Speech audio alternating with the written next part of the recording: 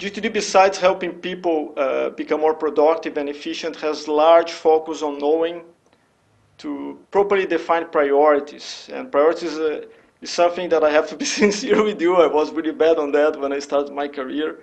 I always did the wrong choices. I learned it finally, but took me years.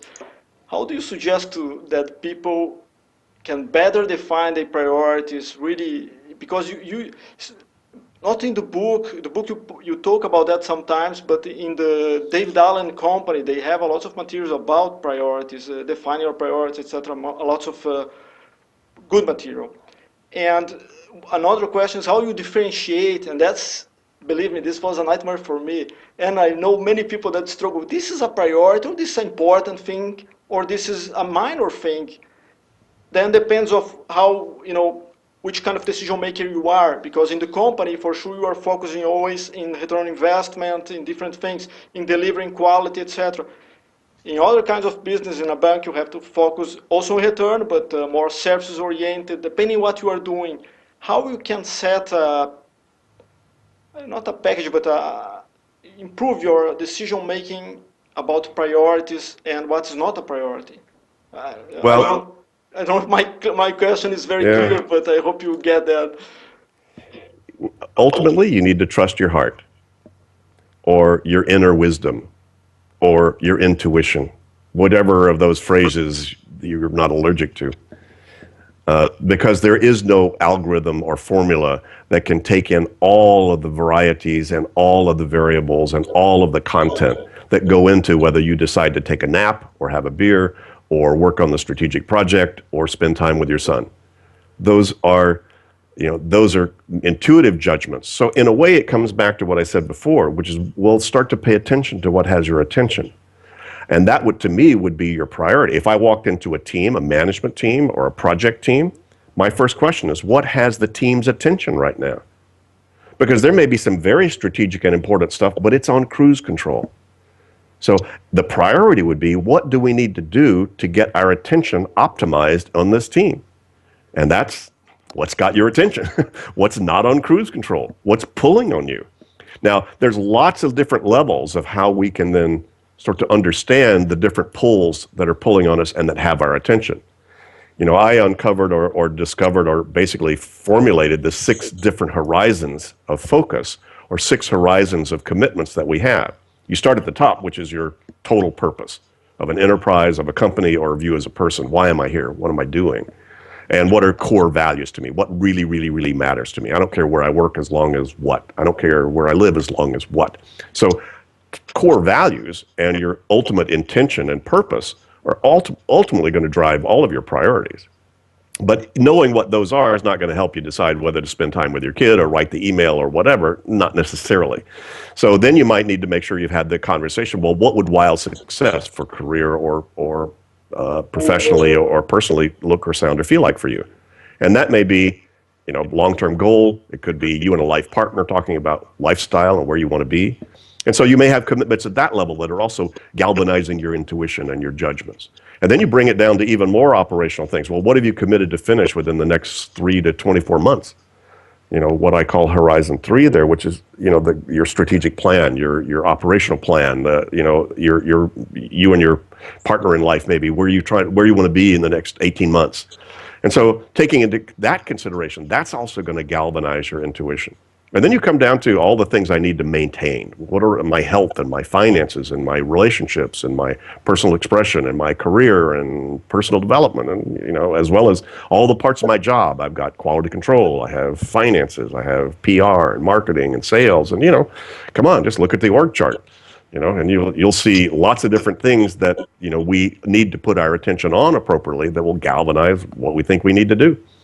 And then you come down to all the projects that you're committed to finish. Get tires in my car, hire the new assistant, launch the ad campaign. And most people have 30 to 100 of those. And then you have all the things you need to do, like all that, the emails I need to send and the things I need to buy at the hardware store and the things I need to go over with my boss or my partner. Come on. So all of those, again, it comes back to, I'm not saying you should set goals. I'm just saying you need to pay attention. If you've got them, then you need to look at them and somehow be aware of them and be conscious of what all these different levels. And that then starts to galvanize your intuition, because again, that's why I don't suggest something as simplistic as high, medium, and low priority, or 1, 2, 3. In a way, I have two priorities: talking to you and everything else. When I stop talking to you, I'll decide what to do at that point. And I plan as little as I can get by with. I just want to then trust my inner wisdom that'll let me know at that point. Now, most people can't tell the difference between intuition and indigestion, because their psyche is so distracted and has so much static in it because of not handling what we've talked about so far. So that's why getting yourself clear doesn't mean that you're going to get rid of the necessity to then make sometimes hard decisions or intuitive decisions about what to do. A friend of mine and a client of ours, Nicholas von Rusty, who is head of executive development for Siemens, right there in Munich. And, Nick, he's a big GTD champion, and, he's got 6,000 executives in his purview. So I asked him, I said, well, what's the essence of leadership? Because he's in, it's 400,000 person company in 190 countries. And I figured, well, he's got a window, that not a lot of people have across all of that. He said two things, David. Number one, people need to be able to structure a model and a context when it's ambiguous and chaotic. So they need to have the capability to structure a way of think about something, a way to approach something. And secondly, they need to have the courage to trust their inner wisdom, to make judgment calls before it's perfect and without everybody to sign off on it. And he said those two things, you've got those, that's the common denominator of leadership across everything in his experience. To which he said, he and I had this conversation, that it's kind of hard to trust the judgments of people who are not doing a weekly review, as we recommend in GTD. If you're not stepping back and pulling up the rear guard and getting clear and current with what's happened over the last 7 or 14 days with you, and you start to make intuitive decisions, I'm not going to trust you. You need to be a lot clearer than that. And the need for reflection time and the need to step back and to be able to then listen to that inner voice that's saying, here. And again, it comes back to paying attention to what has your attention, but on more subtle levels, if that makes sense. About multitasking, it's just a very short question, but I was wondering to hear what your thoughts about people say that you can do 8 activities every day, 10 activities every day, and be very effective and efficient. I think, in my experience, this very how much you enjoy the activities that you are doing, and you can do, even if you have time, not taking the time constraint here, you can do 20 activities even. As far you have the focus to do that, and they are urgent for you, you are going to get 20 activities. The question is, what's the, not the definition, but what's your thoughts about multitasking? There are so many people saying, oh, people can be effective doing 5, doing 10. What's your thoughts about that? Well, once you understand the GTD methodology, you can switch focus very fast and still be very clear. There are so many little weird windows of wait time, and I'm not going to waste that time. If you suddenly say, "Hey, David, I've got to stop for 5 minutes," or 3 minutes, or whatever, I've got work to do. My work has already been defined, and I'll do that. You come back on, I'll stop doing that because I'll just put it back in my in basket. So I have placeholders. So having the capability to be able to placehold things appropriately, and that is put a bookmark on it so that I can trust where it is, that's going to be the most important thing to then allow me to then focus switch. And the focus switch, you'd be amazed how many plates I can spin during a day and still be very clear, mind like water, once you have the appropriate system to be able to handle and manage that appropriately. But the truth is, you can't consciously put your conscious attention on more than one thing at a time. So that's usually what they mean when they say that I'm trying to do that and I'm trying to do that. And if you're consciously trying to keep track of both of them, you'll screw both of them up. Right? So you need to be fully available for this. So you need to be able to put a placeholder on that other thing. And most people don't. That's why, I'm doing this thing here and this person walked in and interrupted me. Can I go do that? But because I didn't put a placeholder on the work that I was doing before, that work goes with me when I go try to do that. So the psyche is then trying to multitask and it can't do it. So it's totally frustrating and stress producing. So I think that's what people are after there. Now, that said, there are certain kinds of activities that I need a big window of uninterrupted time to be able to get my psyche into that flow. You know, you try to write a book or try to edit a chapter of a book or try to do something like that, you're not going to be able to do that in short little 30-second chunks. So part of it's being smart. Well, what this kind of activity actually requires this sort of context for me to be in to be able to do that. So, you know, that's, you know, all of those are factors I think that go into it. But people can manage a whole lot more than usually they think they can if you apply this methodology. As far you are engaged in the actual activity that you are dealing right now, that's what you are saying. Yeah. Okay. Yeah. Well, see, the problem is a lot of people, it takes you time to then catch back up to where you were before.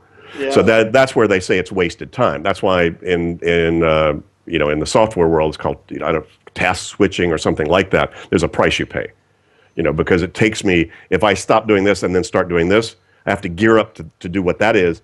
And then if I stop doing that, when I come back, there's a get back in the driver's seat, you know, psychological event that has to happen there. And I understand that. But again, a lot of that has to do with placeholding, you know, and is that done appropriately? That's why, you know, the in-basket is just such a fabulous tool, just a physical in-tray, because I can just take a note, throw a note in there, know that I will pick up right where I left off. So it allows me to, you know, capture stuff, have all kinds of ideas in all kinds of places, and not have to have that thought more than once. Actually, it's great that you mentioned about the basket, the stuff, the projects, because that's my next question. Just to give an overview for the people about the book, the structure that you build in the book that is so, in my point of view, is a very effective. It works. There's nothing there that doesn't work because you tested also. So, you know, it's proven. Sure. Well, it's a pretty simple 5-step process about how you get anything under control, whether that's your head or your desk or your email or your kitchen or your country or your company. Step 1, you need to capture what's out of control or what is not on cruise control. You need to collect or grab anything. So everything that has your attention, get it out of your head, get it in front of you. All the stuff on your desk that doesn't belong there permanently. You know, all that represents or incomplete open loop kinds of things. And you just need to identify all those and capture them. That's stage 1. Write it down. You know, so now a lot of people write it down and then don't do anything with what they write down. So stage 2 is, okay, now that you wrote it down, what exactly does that mean? Is that a real thing you're going to move on? Is that just reference material? Is that something you need to throw away now? Because I have all kinds of ideas. I'm just not sure what I want to do with them yet. But then sooner than later, I do need to decide what am I going to do with that. So people on their with a to-do list, they say bank or doctor. Yeah, well, I understand they grab something, but what about the bank? What are you going to do? Oh, I guess I need to see if I can extend my credit line. Great. What's your next action? Oh, God. And the problem is people grab stuff, but then they don't go through the rigor of the thought process to then clarify. So stage 2 is to clarify. Is it actionable? And if it is, what's the outcome and what's the action? And those are the clarifying questions, you know, for anything that you grab. So that's stage 2. Stage 3, now I need to organize the results of that thinking. If I say, okay, here's a project about extend my credit line, or at least look into that, that goes on my project list that I'll look at least once a week closely. And the next step, I need to call the bank and set an appointment. I've got that on my calls list. I'll see that when I have a phone and time. Done. But that's organized. I decided what it was. I captured the thought. I clarified it. Now I've parked those things in appropriate categories. That's stage 3 is organized. Stage 4 is then I need to step back and make sure I'm not missing what I've organized. I need to review and reflect on all of that. I don't just have that one call to the bank. I've got 16 other calls. Great. That's why you need to step back, take a look. Now I'm at a phone, I have a half an hour. Which of the 17 calls are you going to make? You know, and so that's why that step back and reflect. You reflect on your calendar or your diary. What's the day look like? I reflect on, hey, here's all the projects coming toward me, and here's my due dates. What does that mean? What does that tell me about what meetings I need to structure in the coming few days? So stepping back and having some regular reflection and review time, that's stage 4. So making sure that you engage with this system and keep it current and use it as an orientation tool for your focus. Stage 5 is, of course, allocate your focus, engage. Okay, pick up the phone or go to sleep or do whatever you do. So stage 5, so stage 5 is the best practice there is to make sure you've done the first 4 stages. I've captured everything, clarified what it means, parked it in appropriate places, stepped back, looked at the whole game. Therefore, I'm going to have a beer or call my bank or whatever you do. But then that's done from a trusted place, not a, I hope this is the thing to do. It's the latest and loudest, which is where, I'm sorry, most people are still operating. When regarding to-do lists, I used to do the to-do list that you mentioned, just writing a word, and then I even could not remember later what's the Yeah, I bank. know. So it's very important to write also in detailed level, yes, to understand what you really have to do. Otherwise, you even cannot remember later. Um, my next question is: imagine having 3 different professionals. One is very speedy guy, another is very detail oriented, and another is very focused in the client. They are doing the same thing, but they have different benefits, advantages, yes, as a professional. Mhm. How can I measure those guys' productivity if they are actually giving me something different from the outcome? That's one thing that I struggle to understand from the book, yes, but because you have your productivity, you are very productive, but you are focusing different things, but your KPIs are defining the same thing when you are working in different companies. Sure. Well, one of the things we've discovered is that when you go from 1 to 2 people, you've magnified exponentially the complexity of agreements. So you could have a clear head, Ricardo, and I could have a clear head, no matter what our personalities are. But when we get together, the necessity for us to clarify mutually, what are we mutually committed to achieve? Who's doing what about that? See, I can't legislate your system. You can't legislate mine. All we can hold each other accountable for is outcomes, right? So we just need to clarify, what outcome are you holding yourself accountable, or am I holding you accountable to achieve? And we just need to make sure we agree on that. That's tough enough. Then how we get there, and then how do we evaluate whether we're getting there or not? So that's just good business practice called, let's define what we're trying to accomplish. Let's see where we are. Let's see, how soon do we need to check in on this and check status on this? Who's handling which piece? What do we need to know about that? So in a way, the team dynamic is the same as the individual one. That is, we need to capture what has the team's attention. We need to clarify what are the subcomponents and pieces and who owns those. Now, at the team level, you don't come down to next actions. The team will come down to projects and who owns the project. Right? The team shouldn't care that you call Fred or call Maria. That's your job to figure that out. The team meeting, we will leave with, okay, Ricardo, can you make sure that this hire gets handled, or that this ad campaign gets launched, or that we get a web designer on board, right? I'm not going to say what your next actions are. If I did that, you're not required. That's your job. Right? So you walk away with your task. So clarifying what the job is, and what the accountability is, and how we'll know whether that's there, that's just good business practice. What can you say to the people, the importance of get your time off to think, to analyze what you have to do? Because if you're always working, you don't have time. You have to be efficient. To be efficient, you have also to plan. Yes, that's I think the intention that you had saying that. Can you elaborate a bit on that? Because helps the people to understand, look, Sure. you're not made to work all the time. Well, in very practical terms, we've discovered if you're not taking 1 to 2 hours a week to then do what we refer to as the weekly review, which is catch up and take a look at what was on your calendar, what happened this last 2 weeks, and look forward on your calendar, see what's coming toward you. In other words, we call it forest management instead of tree hugging. We need to climb up. Now, we all have to hug trees. We're all down in the weeds, and we're all you and I right now are doing very simple activity. We just need to make sure, is this the right activity to do? And are we appropriately prepared for this activity? At some point, you can't just do activities and know that. You're going to have to step back and see some larger game, some larger orientation. So building the appropriate orientation tools, I call those maps.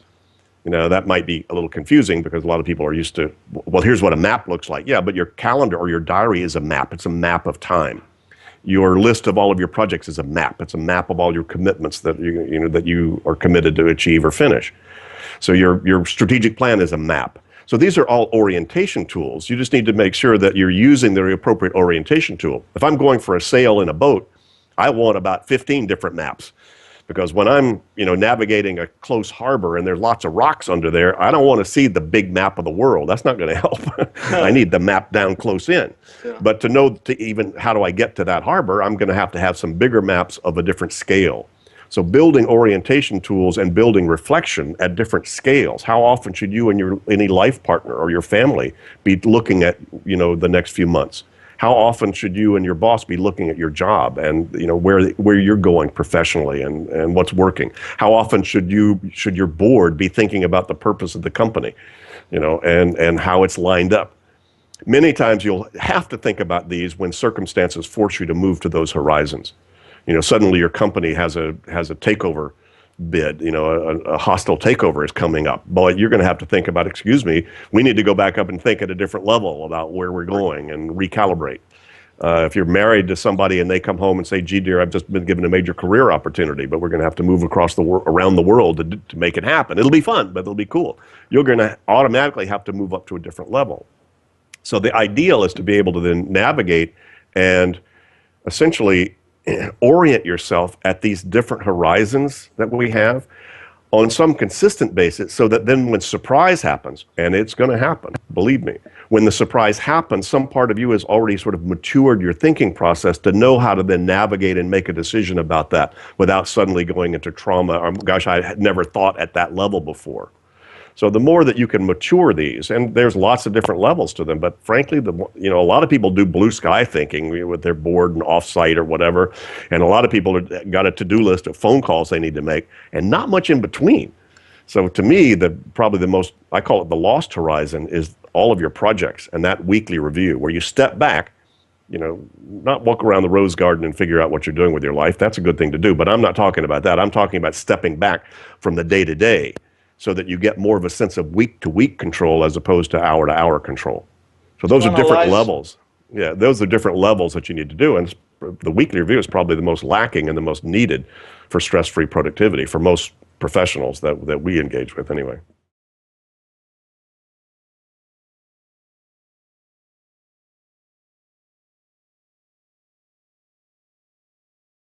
Well, I don't have that huge a database. I don't work with that many, but a common thread is everything we've been talking about is essentially freeing up their attention so that they can trust their inner wisdom about what they do and trust that they've got a systematic approach and people around them that can manage that appropriately. And, how do you deal with change? And are you geared up and have the appropriate context and the appropriate self-management systems to be able to manage all of that stuff? So, that's a fairly universal, it's a universal area.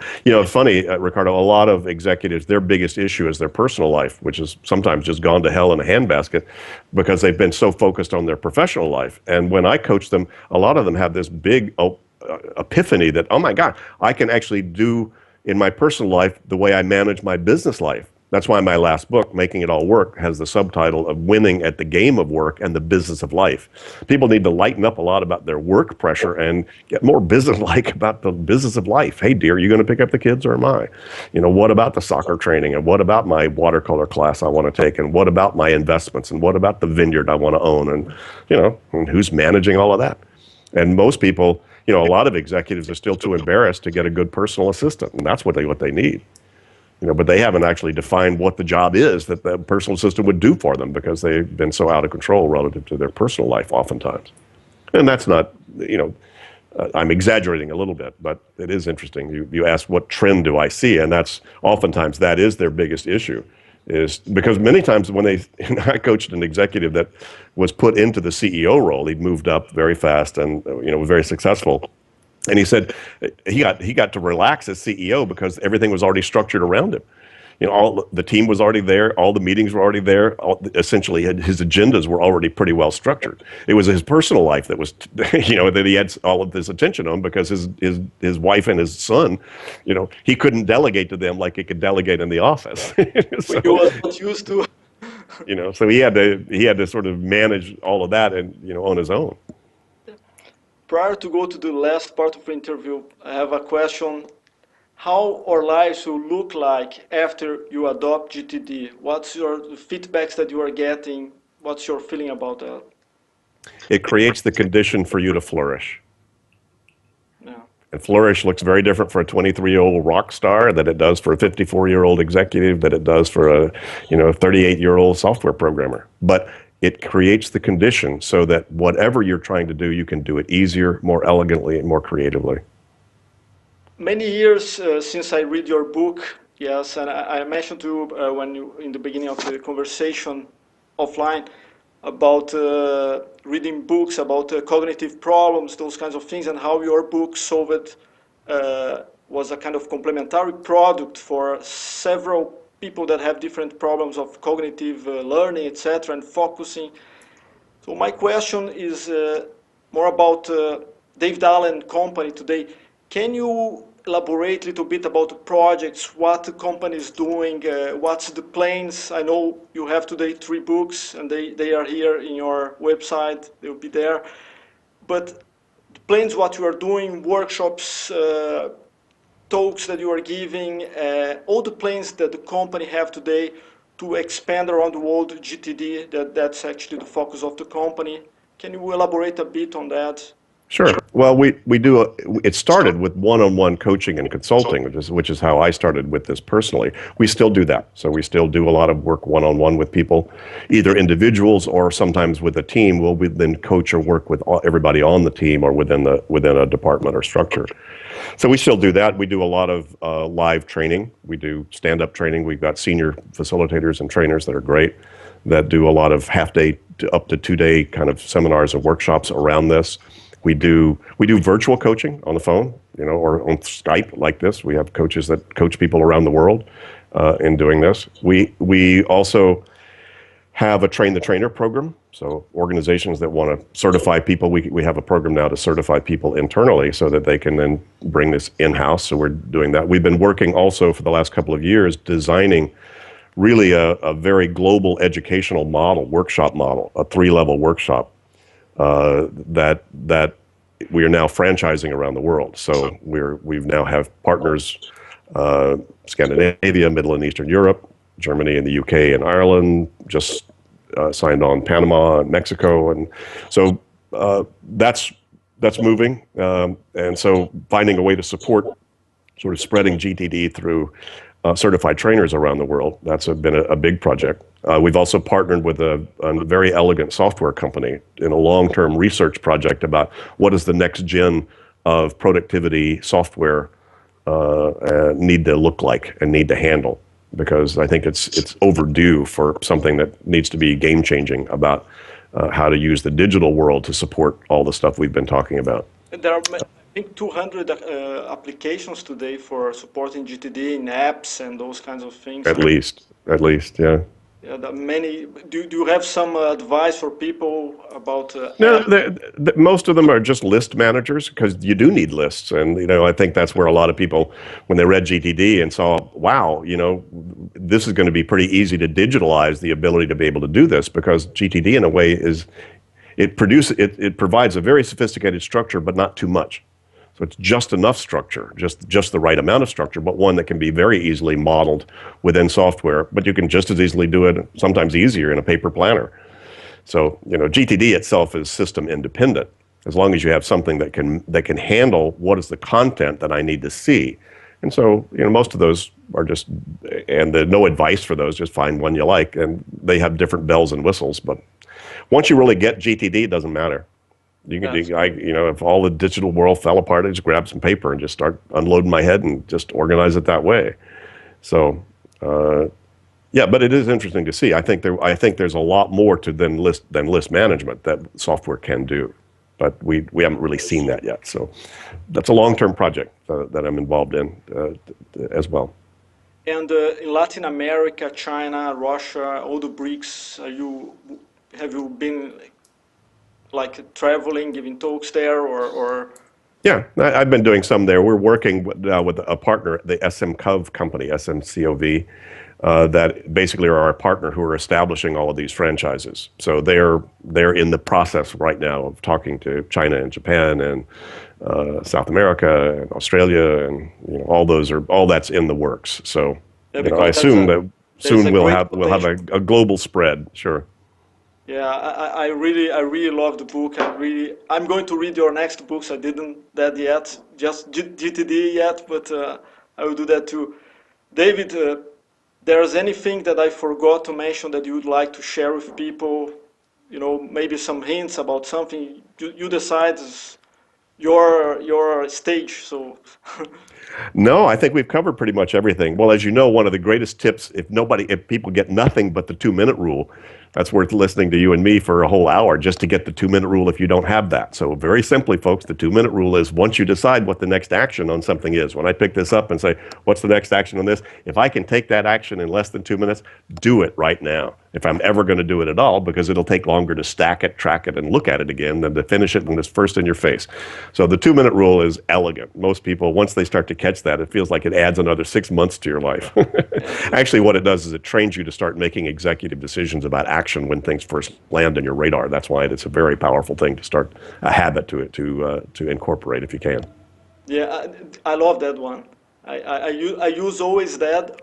Only when I have problematic decisions, then I cannot use that. But the majority of times I use that. Is very effective.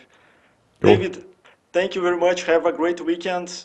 All right, and was a great pleasure to meeting you. Thank you. My pleasure, Ricardo. Thanks a lot. Thank you very much. Bye bye.